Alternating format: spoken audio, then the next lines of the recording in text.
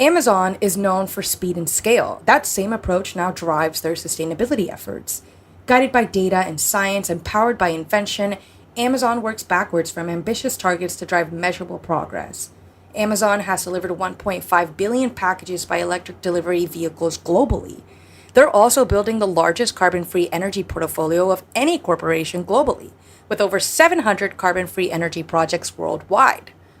Every delivery and every data center is an opportunity to move forward. Learn more at sustainability.aboutamazon.com.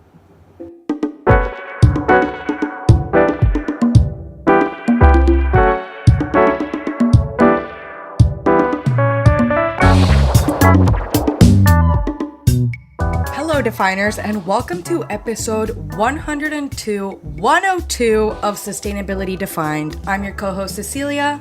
And I'm Nethra, and today we're doing things a bit differently. It's just us today, just the girls, and we're going to talk... Girly Pops! We're going to talk about something that's all around us, but often taken for granted. And my mom's probably listening, and she's like, me. But... Oh my god, that made me chuckle. We are going to be talking about trees, even though I do love my mom and hope I never take her for granted. But never. Love you, Mom. Love you, Dad, too. Most of us are deeply familiar with the environmental issues surrounding trees. Deforestation, biodiversity loss, tree loss equating to less carbon sequestration, wildfires, which we've been seeing run rampant all around the world, and all that bad stuff. But we wanted to take a different approach today and talk about what makes trees beautiful, what makes them intelligent, and excellent for our mental and physical health, and why, most importantly, we should love and appreciate them so much. Because they do a lot more than just make our neighborhood spaces pretty. Nathan, when you said all that bad stuff, I had an intrusive thought, and the only thing I can think of is that one song from the Lorax, Let It Die, Let It Die. Let it With the butt shake. And die. I can't. I love the Lorax. I love the Lorax. That got me into trees. No, I'm just kidding. It actually did. I love trees. I love trees so much. I used to have an Instagram account. It was a spam account called The Lorax Girl. No way. I'm such a fan. It's deleted. Please don't look it up. Anyway, I love trees. My favorite trees I've ever seen in my whole 25 years of life are the redwoods in California, Redwood National Park. Immaculate. I never miss an opportunity to hug a big tree. It's so soothing and peaceful. Should we drop our favorite tree facts real quick before we kick off the episode, Nethra? Duh. I mean, I'll go first. So mine is that the oldest known individual tree on Earth is a bristlecone pine in the White Mountains of California. And it's over 4,800 years old. Wow. And that tree was already ancient when the pyramids were built. So just imagine how old it is now. Wait, which pyramids? The Egyptian? Yeah, the Egyptian pyramids. It was already pretty old by the time that was built. So it's just been quietly out there doing its thing for almost 5 millennia. Dang! A baddie granny. I love it. That's so interesting, though, in California, too. Interesting. I have a favorite tree fact as well. Mine's a little mental health moment. Gonna be a little vulnerable here for the definers. I struggle with anxiety sometimes. I mean, who doesn't working in the climate space, right? Working in climate, you're constantly learning about these huge global challenges, might I say, wicked problems. So, trying to fight the urge to sing Wicked right now. But anyway, it's easy to feel anxious and constantly overstimulated and overwhelmed by the state of the world, you know? Anxiety. Right? This is why we have a whole episode that we did a while back, just to sort of pull yourself out of this eco-anxiety and burnout. Episode 93 with my good friend Nivi, who's the founder of Soapbox. Great episode. Tune in, Definers, if you haven't heard it.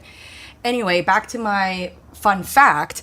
One of my professors from my master's program at Georgetown one time told me that laying down on the floor and gazing up at trees calms our nervous system down and stops overthinking, because the tree branches sort of reflect our cerebral pathways and have this like calming effect on our nervous system.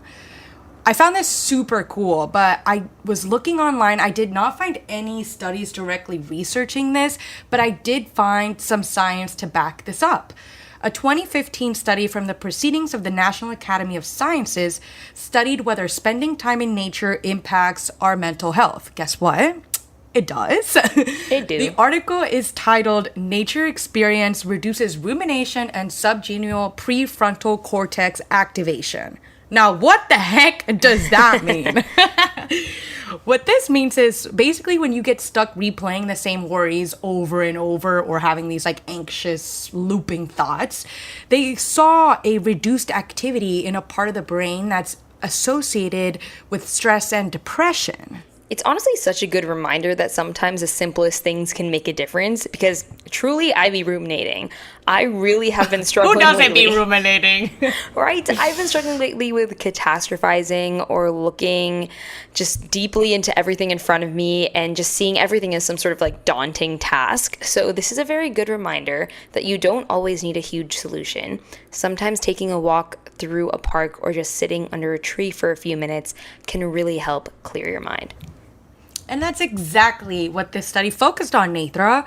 So this study conducted an experiment where they analyzed and compared the neural activity for people that took a 90-minute walk in the park versus a 90-minute walk in like a city urban space. And the study found that people that took the walk in the park had less neural activity and reported less rumination than those taking the urban walk. But why is this an important study? What's the big takeaway here? Well, as urbanization continues to rapidly increase over the years, humans experience less and less green space. So researchers have found that living in highly urbanized environments is associated with higher rates of certain mental health conditions. And so what this study tackled was to see if nature could combat these negative overthinking loops. And it does. So the moral of the story is basically touch grass. Touch Apparently, grass. the internet meme was onto something. And we've established that touching grass is scientifically endorsed, or at least spending time around it is, but trees do way more than help chill us out. They clean our air, they cool our cities, protect wildlife, and even save people money. They have a ton of ecosystem services. So let's get into it. Exactly. Trees are some of nature's greatest multitaskers, and a lot of what they do happens behind the scenes. So in this episode, we're breaking down the biggest benefits of trees, from focusing on our mental and physical health to, again, what Cecilia said, and we will also get into some of the myth busting around trees at the end. So stay tuned. Ooh, love myth busting. So we talked about how trees help us stop overthinking and feeling stressed out. What else can trees do for us in a mental health standpoint? Well, I found this other interesting theory called the attention restoration theory. This theory suggests that mental fatigue and concentration can be improved by time spent in or looking at nature. Wait, I love this idea because I feel like we all experience this every day without realizing it. We are constantly overstimulated, and just think about how drained you feel after staring at your computer screen all day, answering emails, studying, or even just doom scrolling on your phone. Our brains are constantly being asked to focus and process and intake information, even if it feels like it's something that we're doing to relax. And the attention restoration theory suggests that nature gives our brain a chance to recover because it recaptures our attention in a softer, more effortless way. Things like watching the leaves sway in the wind, or listening to birds, or walking through a park. That's so poetic. To allow our it. minds to recharge. Yes, it's truly poetry out and about in nature. And this really reminds me of my childhood. Back in the early 2000s, I'm aging myself here. Y2K. I remember just going outside. You're a baby. We're babies. We're babies, yeah. I have to remind myself. I am approaching 30, so there's that. But You're a 30-year-old baby. just a girl. I remember going outside, right, when I was younger and collecting acorns in my backyard. And I would crack them and look for larvae. Squirrel moment. I would look for larvae inside. And at a certain point, like just overdoing this for like weeks, I would start identifying which ones had larvae just by feeling the weight and the texture of this acorn. I know this sounds literally crazy. Nethra, I'm a little grossed out. I know, but I feel like in some senses, I have lost that observational focus. I used to be outside for hours just watching and playing and discovering and noticing things. And Now it's like I can't even focus on a 30-second TikTok. I have to play it on 2x speed. So true. That is actually so bad how we have lost like focus. What happened to us going outside and playing in the mud? I was more of like a mud kitchen girly myself. I was not touching the bugs or the larvae, to be honest. It's okay. I'm a squirrel girl, apparently. Yeah, you are a squirrel girl. Anyway, I totally agree. Like, we need to spend time outside. That's why during lunch at work, I picnic if the weather allows it at a little park, a little corporate park. And I just need my outside time. It makes me feel so much better. Like, I get claustrophobic being in the office all day. So I think a lot of us intuitively know that being outside makes us feel better, but we don't always stop to think about why or the science behind this effect. So it's really interesting to dive into the science behind why nature is so beneficial for our brains. Exactly. And that's where this theory comes in, the attention restoration theory that we were mentioning. It was developed by an environmental psychologist, Stephen and Rachel Kaplan, and they found that not every environment has the same restorative effect. They suggest that nature needs to have 4 key qualities in order to really help our brains recharge. So the first quality is extent, the scope to feel immersed in the environment. The second quality is what they called being away, which is providing an escape from habitual activities, essentially being away from urban stress like computers, work, maybe traffic noise, whatever, basically literally just being overstimulated. And the third and fourth are soft fascination. So this is aspects of the environment that capture attention effortlessly, like we talked about with like those. you looking for larvae. Like me looking for larvae, or the trees just swaying in the wind, or the little wisps of a dandelion floating away. And the last one is compatibility. So individuals must want to be exposed to nature and or appreciate the environment around them. This study found that the soft fascination plays the key role, while the other 3 properties enhance or sustain the fascination, which makes sense because if something doesn't fully capture your attention, you're probably not going to spend time engaging with it. Nature works because it draws us in effortlessly. Personally, I'm always amazed by how interconnected everything is when I'm out and about in the nature. Every species, every process, every little detail plays a role, and it's honestly so incredible. Like, I was watching this frog jump from wall to wall the other day, and I was like, wow, its hands are so sticky, like it's perfect. Everything was adapted so perfectly to balance one another. And it's cool how much is happening that we just never notice. Like, we'll get into this later in the episode, but the fact that there's this whole underground world of roots and fungi and worms and moles and like little rodents, microbes, doing things right under our feet while we're just walking to our cars blows my mind every time. And so true. That's exactly what this theory encapsulates, the retention restoration theory. It says that we have 2 different types of attention. The first is our directed attention, which is the focus we use while we're working, studying, or solving problems. And the problem is that this type of attention gets tired when we use it nonstop. Right, and nature helps because it uses what researchers call involuntary attention. So instead of forcing our brains to focus, nature gently captures our attention. Keyword gently. Things like watching the trees sway, listening to birds, or seeing sunlight through leaves hold our attention without requiring really any mental effort. And because our brains aren't working as hard to stay focused, like as they would, looking through emails or something, that gives our directed attention a chance to recover. It's kind of like giving your brain a little mini vacation. This really makes me want to sit at the beach and listen to some waves. Oh, not to flex neither, but I will be at the beach in 2 weeks. I can't wait for my involuntary attention to be working overtime. So jealous. And I'll be using my Reef Safe sunscreen, don't you worry. Period. Period. Love that. And we have an episode on that as well, too, Definers. Sunscreen 101. We do. Another interesting part of this theory is that nature gives us space for reflection. And when we're away from our normal routines and distractions, we have more room to process thoughts, work through problems, and think more clearly. So we've been talking about stress, fatigue, and reflection, but that's just really one piece of the puzzle. The benefits of trees extend far beyond how they make us feel mentally.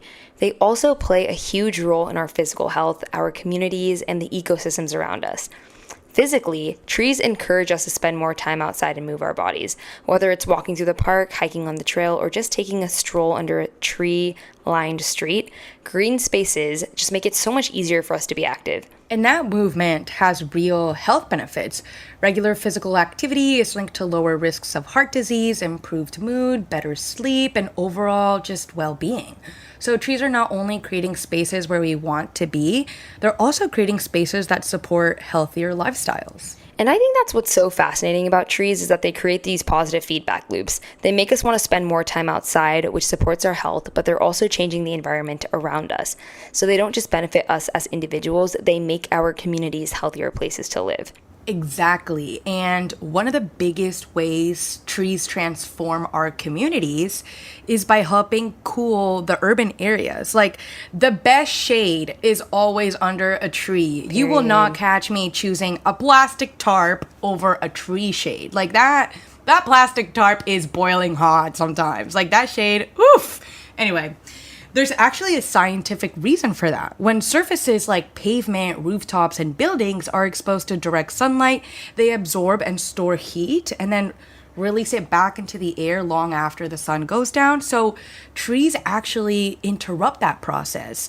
They shade the sidewalks, streets, and people and prevent surfaces from heating up in the first place. Exactly. And trees don't just block sunlight, they cool the air through a process called transpiration. This is where they release water vapor from their leaves and help lower surrounding temperatures. This is especially important in our cities and as they continue to get hotter. A lot of urban areas are just covered in concrete, asphalt, and buildings that absorb and trap heat. It has a name too. It's called the heat island effect. I remember learning this in AB Environmental Science, and now I'm living it every day in New York City. Trees help fight this to prevent the natural phenomenon where cities can become significantly warmer than the surrounding areas. Nethra, how does New York, the literal concrete jungle, feel right now? It feels hot, Cecilia. It feels so hot. Like, the difference between Midtown and Central Park is actually crazy. And I often wonder what New York would feel like if we planted trees or, at the minimum, shrubs and green roofs on the top of all major buildings. Like, I feel like we'd be living in a different climate. Send an email to Mamdani right now. Yes, I literally want to so badly because I'm like, this needs to You happen. should. He's always on the Instagram and TikTok comments, and people are like, "Oh my God, can you do this?" And he's like replying. He's so on the social media. It's crazy. He is. He's online. Anyway, isn't there something actually happening in New York with the trees right now, Nethra? Didn't you just send me something about this? I feel like I remember seeing something. Yes. Okay. So this is very fresh. As you mentioned, Mayor Mamdani, his administration just put out the city's first ever urban forest plan. Like, New York City has never had one of these before, which honestly tracks. So NYC has over 7 million trees and never had an actual plan for them? What's in this plan? No, just vibes and volunteers watching over them, apparently. Kudos to the volunteers. Seriously. And the big number that the city wants to focus on is 30%. And that is because they want to get the city's tree canopy up to 30% by 2040. Right now, it's sitting at about 23%. Okay, so 7% more, not a huge jump. Why is this a whole plan and not just like a plant some trees situation through the volunteers? Because it's not like a plant trees everywhere evenly kind of thing. It's specifically targeting the neighborhoods that need it most. Gotcha. Apparently, the areas the city considers environmental justice communities only have about 19% canopy compared to 26% in wealthier areas. So we're talking a pretty real shade gap. A shade gap. That's so sad. And also, low-key, a great band name. Should we start a band? Add it to the list. Add it to the list. I play violin. I could do that. I used to play bassoon in middle school, but we're not bringing that back. Okay, well, there we go. We got a 2-person band, no singers. I'm so down. And back to the trees, though. It's not just about aesthetic. The city says over 500 New Yorkers die prematurely every year because of the heat. So this is really being framed as a public health infrastructure and not just a beautification situation. Okay, that actually reframes it for me completely. The public health issue. So it's just plant a bunch of trees and call it a day. That's the thing. It's not even just planting. The plan's got three parts: protecting the trees the city already has, planting a bunch of new ones, and actually training everyday New Yorkers to help take care of them long term. Because apparently the last big tree push, Million Trees NYC, back in the Bloomberg era, ran into the same problem that everyone's worried about now. Who's actually watering and maintaining these trees 5-10 years later, right? We got a puppy, but didn't think about who's walking it in 3-year energy, Exactly that energy. And that kind of just like goes to talk about broader environmental solutions. Like there are so many amazing climate solutions, but in those plans, there really needs to be a maintenance phase. And there's already been some real pushback. The preliminary budget apparently cuts tens of millions from the Parks Department. So a lot of advocates are like, cool plan, but where's the money? Where's the money? Classic.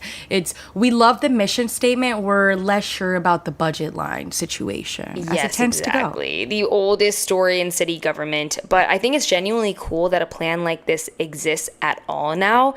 And a plan that really puts trees central to the conversation and frames trees as infrastructure and a human right and like a true health solution rather than just like landscaping.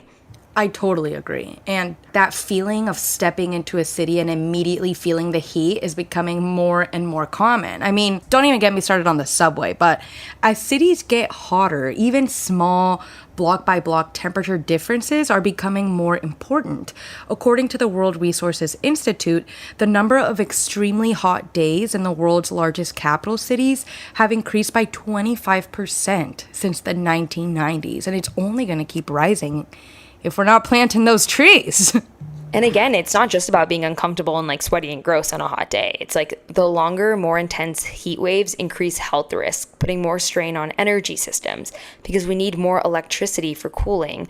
And as we know, HVAC systems, CFCs, all of the refrigerant category as a whole is a very resource intensive and climate strain. Yes, they put out those greenhouse gases. They do, and they don't impact everyone equally. Lower income communities often experience higher temperatures because they tend to have fewer trees and less access to green space, like I mentioned earlier. Which is where trees can come in. They aren't just making a neighborhood look nicer, they can actually save lives. It's a public health issue, like you mentioned. A 2023 modeling study found that nearly 40% of the heat-related deaths in European cities in 2015 could have been prevented if cities increased their tree cover to 30% of their land area. And in U.S. cities, urban trees reduce electricity use by nearly 39 million megawatt hours every year, which saves billions of dollars in cooling costs. So now we're getting into the economics. Trees are doing multiple jobs every single day. They're multitaskers. They are cooling our neighborhoods, protecting people's health, and even reducing energy demand. But what's really interesting is that these benefits don't just affect our environment or our health, but they also have economic impact. So let's talk about how trees can actually save and generate money. Money, what the people care about. I think when people think about trees, they usually think about the environmental benefits and like beautification, like we've talked about, but we don't always think about the financial aspect of trees. Trees are actually an investment. Let's talk about this. Aside from trees helping to save billions of dollars in cooling costs, trees also save about 18.3 billion in annual value, to be exact, of air pollution removal. They reduce the building energy use, like I mentioned, they provide carbon sequestration, and they provide avoided pollutant emissions. That is a lot of $1 billion, Nethra. I can't even comprehend. And when you break it down, Cecilia, it makes sense. First, we talked about how trees can reduce cooling costs. When trees are planted in the right locations, they naturally regulate temperatures around buildings, providing shade in the summer and protection from cold winds in the winter. For example, evergreen trees that block winter winds can reduce heating costs around 3%. And when we use less energy for heating and cooling, we also reduce the greenhouse gas emissions created from producing that energy. A total win-win. And another economic benefit is that trees help increase home value. Homes in neighborhoods with mature trees sell for at least 10% more than in neighborhoods without the trees.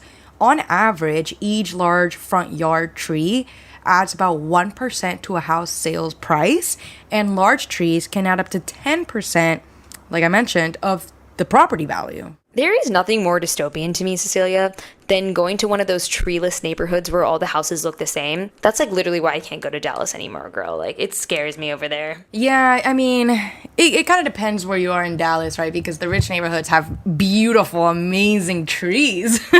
So, that environmental injustice, but... I'm a certified Dallas hater.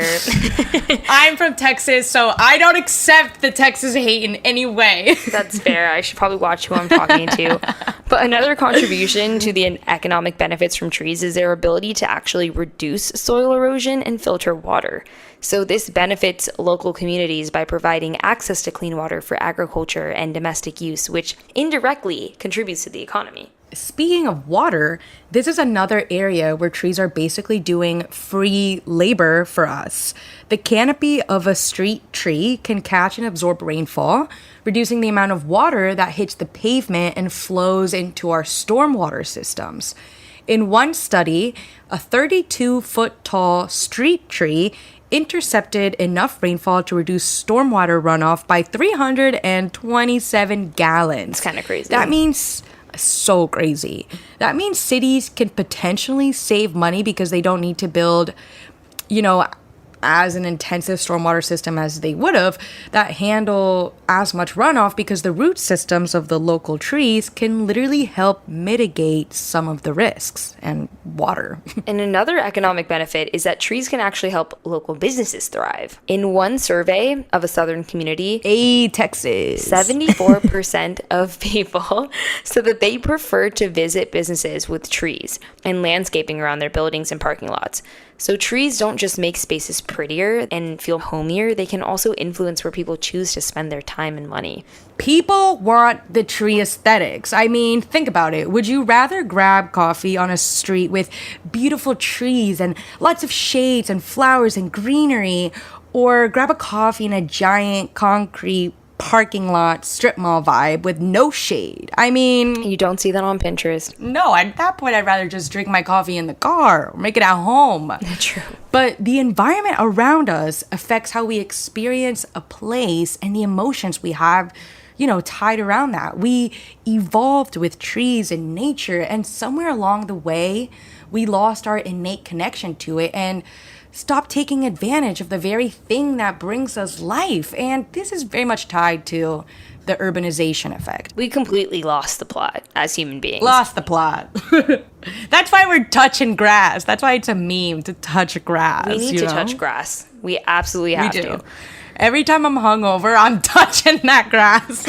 Reminding you of your roots. Literally. What if AI and sustainability weren't competing priorities? At Amazon, they believe together they're the path forward. Inside Amazon, AI measures carbon footprint estimates in minutes instead of months. And AI has helped Amazon avoid over 5.4 million metric tons of excess packaging since 2015. Through Alexa, people who can't speak or touch a screen can control their home or call a loved one using only their eyes. Amazon also uses AI to forecast demand and stock products closer to the customers who will order them. In 2025, Amazon reduced delivery distances in the United States by 127 million vehicle miles, lowering the associated carbon emissions along the way. The world's hardest problems demand its most powerful innovations. Amazon is building AI with intention and applying it where it can make a difference. Learn more at amazon.com/sustainability.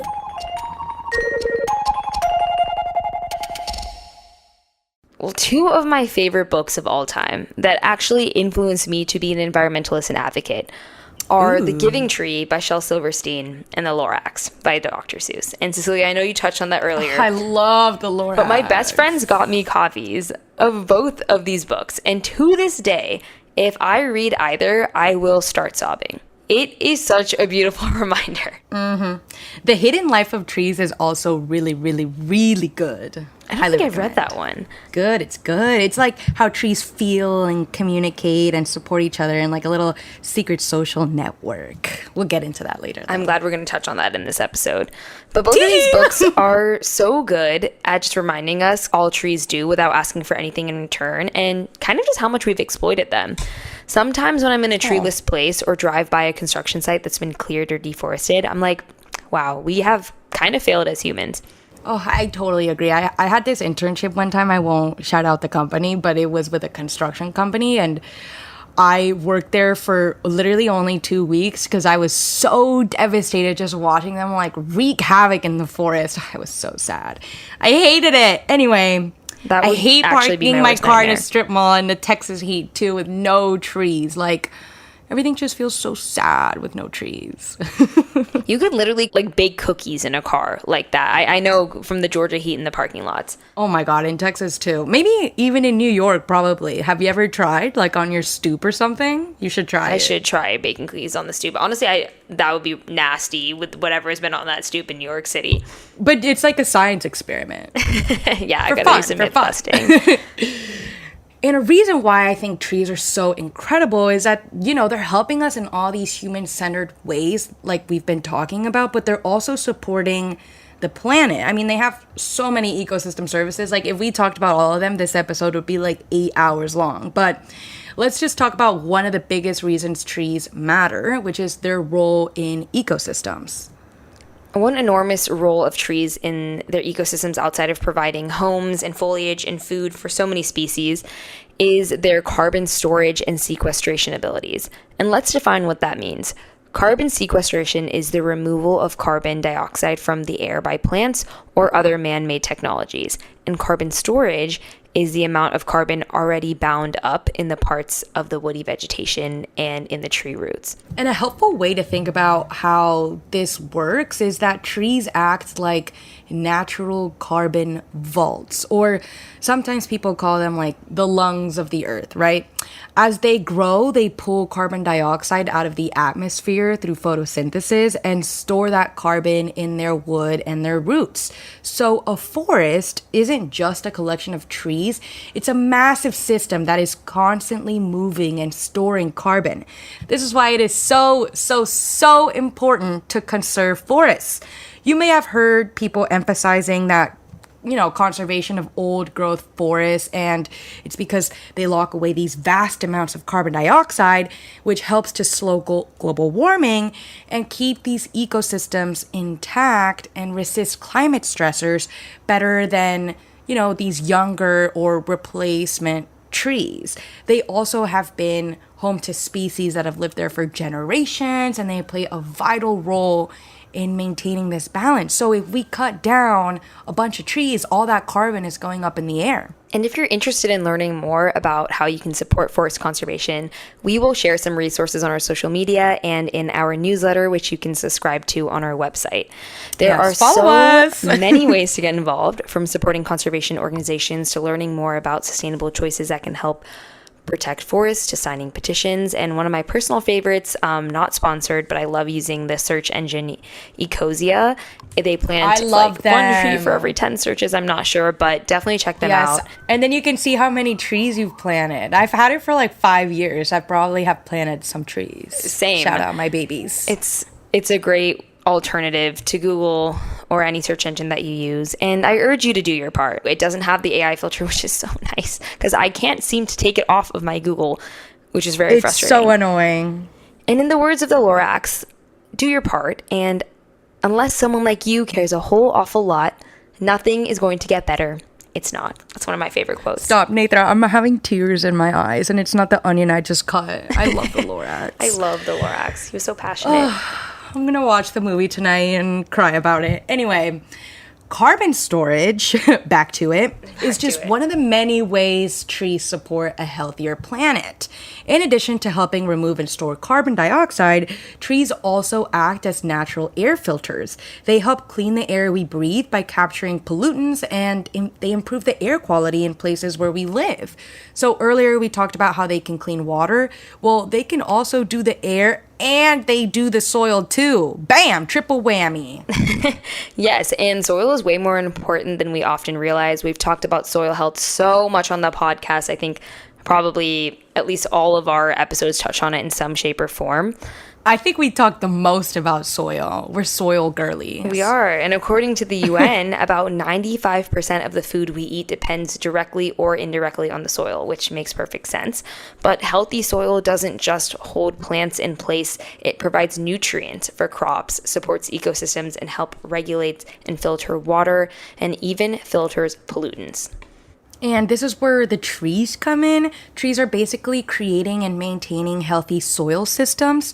Their roots grow through cracks in rocks, and they help break down materials over time and contribute to the formation of new soil.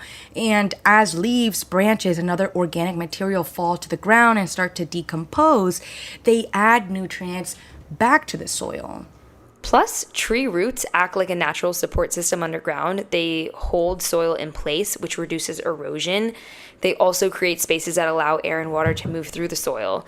So trees aren't just standing on soil, they're actively building it and protecting the foundation that allows life to grow. Honestly, trees are doing so much work underground that we never see, like all these little microbes. I love microbiology, by the way.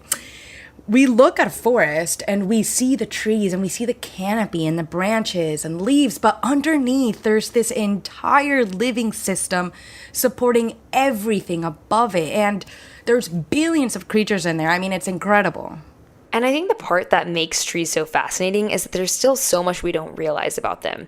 We hear a lot of common phrases about trees and forests, but not everything we've been told is completely accurate.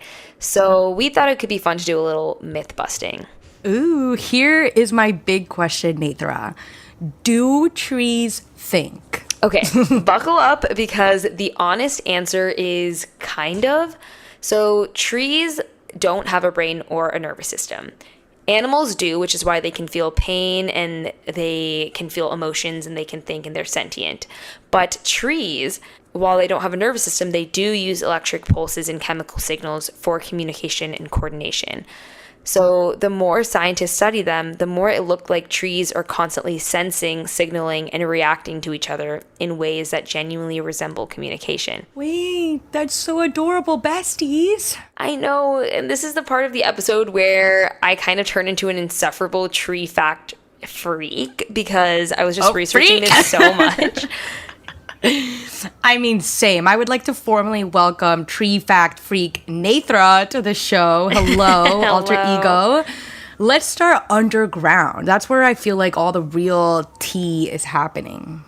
Okay, so this whole thing is nicknamed the Wood Wide Web, and we can blame / thank a forest ecologist named Suzanne Simard for that pun. Back in the 90s, she ran an experiment that found that Douglas fir and paper birch trees were straight up swapping carbon back and forth underground through a network of fungi.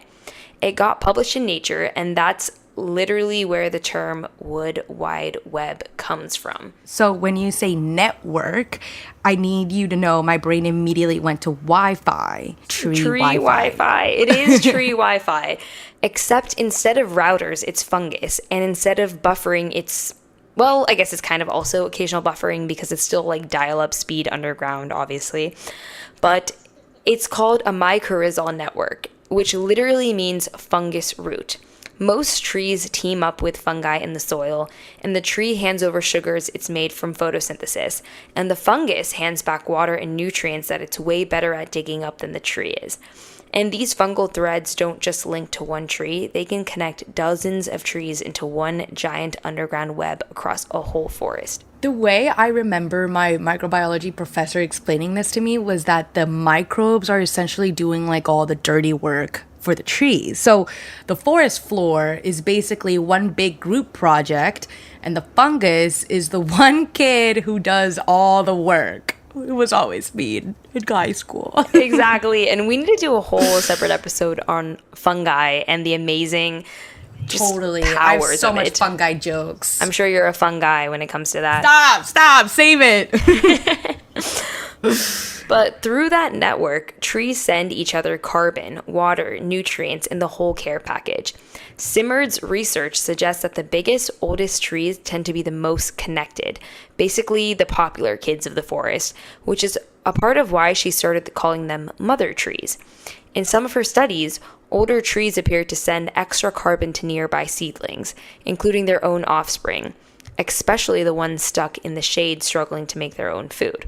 Oh, a tree mom sending snacks to her tree kid through an underground fungal Postmates is genuinely the most cutie patootie behavior in nature I've ever heard of. This is adorable. It really is cute as heck behavior, and the network doesn't just move snacks, quote unquote, it might move information too. In one of Simard's studies, a Douglas fir getting attacked by insects appeared to send a warning through the network to a nearby ponderosa pine, and that pine ramped up its own defenses before the bugs even showed up.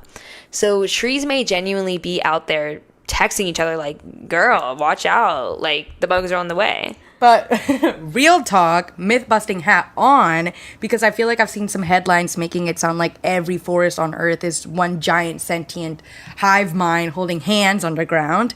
Is that true, or are we getting a little ahead of ourselves? Great question, Cecilia. So in 2023, a researcher named Dr. Justine Karst and her team actually went back through the existing science on mycorrhizal networks and found out that some of the most popular claims had outrun the evidence a bit. Things like these networks exist in basically every forest, or older trees are deliberately playing favorites with their own kids aren't fully nailed down yet. The fungal network themselves are very real and well documented, though. We're just not 100% sure how much of what happens through them count as trees on purpose communicating versus just being plumbed together because they're rooted in the same dirt. So, like I said, there's still so much we're learning about trees. Fungal networks are scary, like that one TV show. Do you know what I'm talking about? The Last of Us? It can't come to my mind. Yes, crazy concept, but I mean, they do have networks. Right. And the real story doesn't even need embellishment. Like, it's already hinged in the best way. We know for a fact that trees trade real resources underground and that some species can sense and react to their neighbors being in danger. That's wild enough without us adding a whole tree group chat on top of it. I'm curious about something else. What about smell? Yes. Okay. So above ground, trees talk through scent, specifically chemicals called volatile organic compounds, VOCs for short. My favorite example is the acacia tree in the African savanna. When a giraffe starts snacking on a leaf, the tree releases a gas called ethylene into the air, and the neighboring trees downwind catch a whiff of it and immediately start pumping their leaves full of bitter tannins, which makes the leaves terrible and can genuinely make the giraffe sick if it eats too much. Wait, poor giraffe! So the tree literally just snitched on the giraffe to all of its friend to help the tree survive. Loyal queens, I love it. It's absolutely snitches, and here's my favorite part. The giraffes had to work to evolve around it. Researchers have found giraffes will eat from a tree for a bit and then deliberately walk further away upwind to a tree that hasn't gotten the memo yet, instead of just like going to the tree next door. Wait, sneaky! That's actually an evolutionary arms race, and I'm obsessed with it. The trees are group texting, giraffe incoming, hide the good leaves, and they put out the bad leaves or whatever, and the giraffes had to learn to read the chat from a safe distance. Who knows what their leak source was? I'm just kidding. That's not how evolution works. But that's so interesting. You know, evolution is truly fascinating. I wonder how long this took for the giraffes to develop. Right. And it's not just that specific tree species either. Like, there's research on bean plants where if aphids attack on one plant, it releases chemical signals warning nearby plants, who then beef up their own defenses before the bugs even show up. So an advanced warning system is very common in these species. This is completely making me spiral about my relationship with my houseplants. You know, I have a few and they all are grouped together because I've seen that houseplants, you know, are happier if they're together. Are they just sitting in my living room, like, talking trash about me and potentially plotting chemical warfare against each other? Like, what's going on there? Probably, honestly, both, and like judging your watering schedule. I'm now Oh like my God, looking at crap. my plant from across the room, like, okay, what do you know? Stop. I play classical music for my plants and I talk nice to them. I hope they like me. That's so nice. That's so nurturing of you. Thank you. Okay, so the last piece of this, and I saved it for last because it's the wildest one, is sound. Excuse me, trees make sound, noise? What's going on there, Nethra? Kind of, and it's unsettling in a fun way. So there's a researcher named Monica Gagliano who studies this stuff, and in one study she worked with the Mimosa pudica, whose leaves fold up dramatically the second you touch it. And it's very much a like, how dare you kind of reaction, kind of like a touch me not plant. And she repeatedly dropped the potted mimosa plants a short distance to trigger that fold. And eventually the plants just stopped bothering to fold because they learned that the drop wasn't an actual threat. And when she retested them weeks later, it still remembered and skipped like the whole scene of trying to like fold up. Oh my God. So plants can remember things. Do they remember me, my house plants? Like maybe they like specific songs I'm playing for them more than other songs. Who knows? This is like a Reddit loophole that, you know, for like 3 a.m. late night reads. Right. And her research suggests that some basic form of learning and memory, at least in that species, exists. And separately in 2023, researchers at Tel Aviv University found something even weirder. They hooked up ultrasonic microphones to tomato and tobacco plants and discovered that stressed out plants, whether from drought or freshly cut stem, emitted little clicking sounds at a frequency way too high for humans to hear. Wow. I need a myth-busting reality check again immediately because I 100% remember the plant scream when you cut them post flooding my feed. You know, like what? Yeah, that headline is definitely doing too much. The researchers were pretty clear that these clicks are most likely a byproduct from something called cativation. Basically, tiny air bubbles forming and popping inside the plant's water transport tissue under stress. That's so interesting. Kind of like your knuckles cracking. So it's not a scream, and it's not the plant feeling pain in any way as an animal would, because again, no nervous system, nothing to feel pain with. But the sounds are real and informative, and scientists could actually use machine learning just to tell from the clicks whether a plant was dehydrated or freshly cut. So it kind of emitted different sounds. There's like a whole world that's invisible to us, like the microbes, these clicking sounds. It's crazy, and it gives me chills. Yes, and it's kind of the perfect way to wrap up this whole segment because trees aren't thinking and feeling the way we do. No brain making decisions in there, but they are constantly sensing their environment, trading resources, warning each other, and doing something that looks an awful lot like learning. And calling that full-on sentience is a stretch scientifically, but calling it just a tree standing there is genuinely selling the species short. They are beautiful, and we give them far less credit than they deserve. Nethra, I came into this segment expecting one fun fact, and I'm leaving fully radicalized and scared of my houseplants, frankly. There's an entire secret language happening in every forest on Earth, and most of us are like not paying attention to it. We're walking in with our headphones on, listening to a podcast. No offense to us. Keep listening to Sustainability Fine. We beg you. And follow us on Instagram. And honestly, I think that's like the whole takeaway of this episode. Trees are quietly doing so much for our mental health, our physical health, our wallets, our climate, and apparently for each other too. They don't ask for a single thing in return. They're just out there existing and running the world's most understaffed support system. And definers, next time you're walking under a tree, look up at the branches, look down at the roots, and just marvel at these trees and how they're treating resources. And the leaves are quietly filtering the air you're breathing, and somewhere nearby a warning signal might be traveling from one tree to the next about you specifically, and how you're stepping on their roots. They're like, oh, watch out for her. Right. She's not paying attention because she's on her phone. And if this episode made you want to go hug a tree, do it. We are fully endorsing that behavior, weird looks from strangers and all. Hopefully this episode inspires you to think differently about that tree outside your window or in your yard. Send it good energy because it's always sending you that in return.